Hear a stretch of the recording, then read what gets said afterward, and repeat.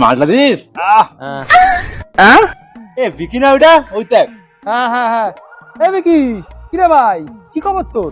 তাহলে তুই, আরে ভাই বল কেমন আছিস তোরা? আমরা তো বেশ ভালোই আছি, তুমি তোমারটা বলো। 2-3 মাস ধরে কোনো খোঁজ খবর নেই, কারোর সাথে কোনো যোগাযোগ নেই, তুই কেমন আছিস? আচ্ছা আমি এখন ওদের কিভাবে বলবো যে আমি একটা মেয়ের সঙ্গে পালিয়ে গিয়ে বিয়ে করে ফেলেছি? যাক, নিজেদেরই তো লোক, বলেই দিই। এ ভাই, তোদের আমাদের কমার্স ব্যাচে পড়তো রিয়ার কথা মনে আছে? ও বেশিরভাগ লাল কালার ড্রেস পরে আসতো ওইটা তো। আচ্ছা হ্যাঁ হ্যাঁ ঠিক বলেছিস, ওই রিয়া। ও ওই রিয়া, আরে ও তো কিছুদিন আগে পাশের পাড়া রাহুলের সাথে লাং করতে গিয়ে কেস খেয়েছে। আরে এখন তো আবার শুনছি 2 দিন আগে নাকি কোন চোদনামুখের সাথে পালিয়ে গিয়ে বিয়েও করে নিয়েছে। বেশ সালে তোকে একটা সিক্রেট কথা বলবো, কাউকে বলবি না তো? আরে কয়েকবার তো আমিও ওকে কচু বনে নিয়ে গিয়ে কলা পাতা পেতে একদম খাপা খাপ।